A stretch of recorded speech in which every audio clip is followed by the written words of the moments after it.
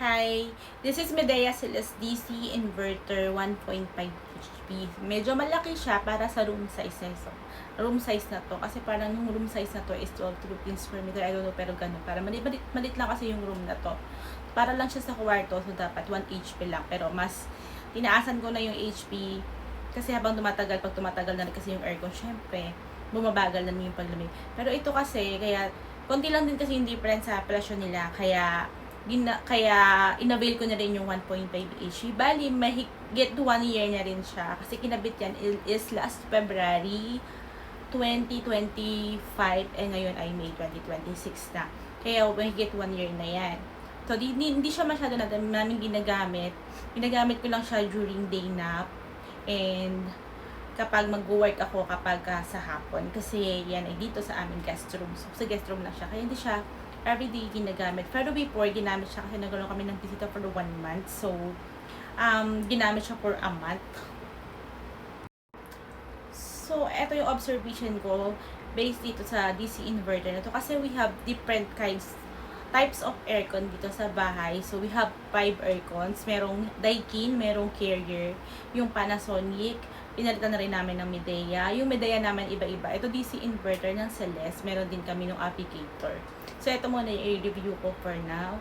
So, ito kasi, mabilis siya lumamig. Ginapasin ko sa kanya. Ang bilis niyang lumamig kahit na iset ko lang siya ng 26. Malamig na agad siya.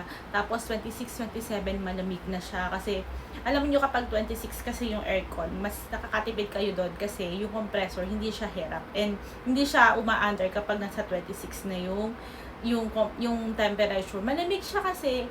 Tapos lagyan nyo lang ng konting pan. Meron kaming kasama na air cooler pero walang yellow, air cooler lang. Mas tipid kasi sa kuryente yung air cooler. Pero yun nga, ang napansin ko dito, okay na kahit wala ng kapag una-una lang, okay lang mag-fan. Pero kapag 26 na kasi sobrang giniginaw na rin ako, kaya ino-off na rin namin yung fan. Tapos ang maganda dyan, meron din siyang ganito. Ito kasi yung remote niya. Ayan, meron siyang clean, nakikilin din siya.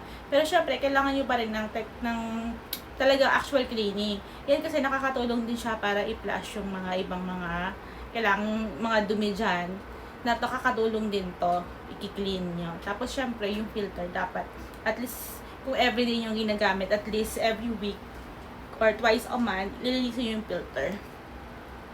Tapos ayan, meron siyang eco.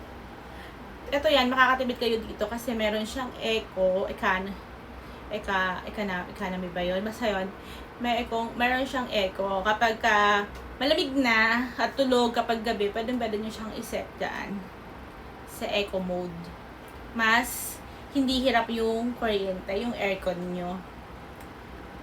Kahit na sobrang init ng panahon, kasi ito yan, yung bintana na yan, sobrang init dyan kapag katanghali. Nandyan kasi yung araw, papunta kasi dito yung araw. Kaya sobrang init dyan. Hindi siya naapektuhan, malamig pa rin siya.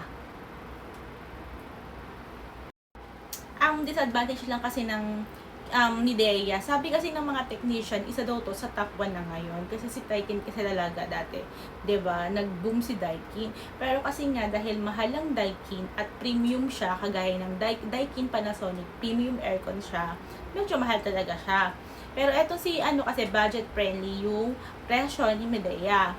Pero, yung kanyang quality at yung kanyang lamig and then yung konsumo ng kuryente, halos same lang din naman. Kaya sabi ng mga technician, bestseller din nila itong Midea sa ngayon. Kasi si Midea at si Carrier ay sister company lang. Sister company sila. So, meron din naman kaming Daikin. Gamit namin yung Daikin sa sala kasi premium yung nilagay ko doon na aircon. Syempre, araw-araw bugbog siya.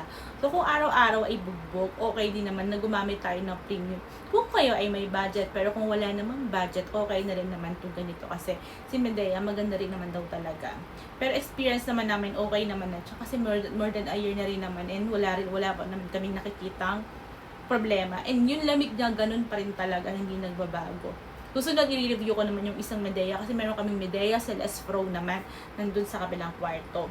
Tapos sa kabila naman ay merong Midea Avicator, yun yung may wifi naman. Nakokontrol ko siya via app kasi habang natutulog ako, minsan giniginaw na ako. So, ang nakakatamad naman tumayo, diba? Kaya ang ginagawa ko, kinokontrol ko lang siya sa cellphone. So, ito, kinumpute ko. kung example, ginagamit kasi namin 2 hanggang 3 to 4 hours kasi ano lang naman siya.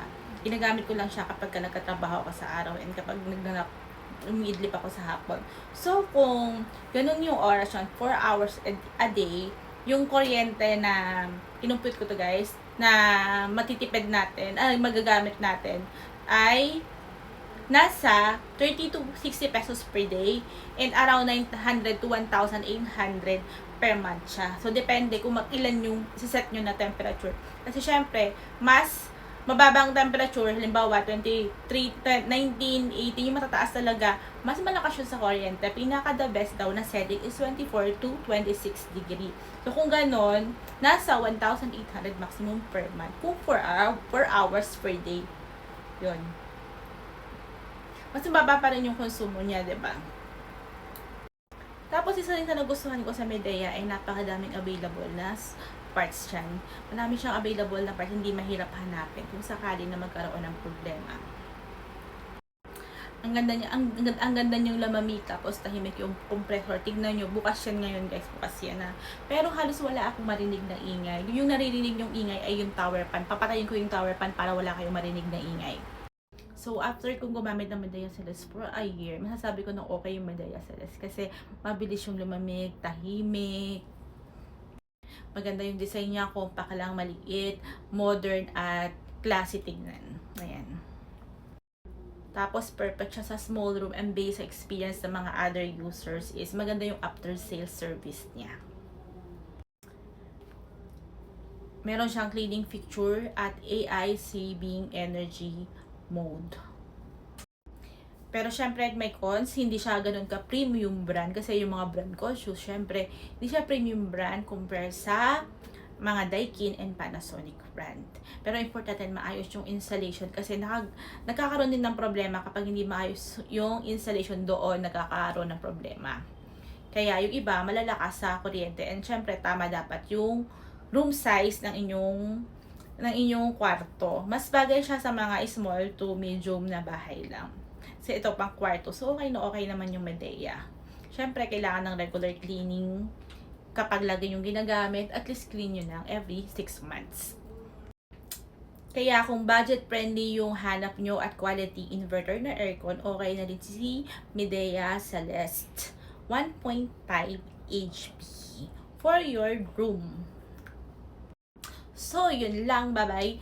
Please follow me para sa another vlog.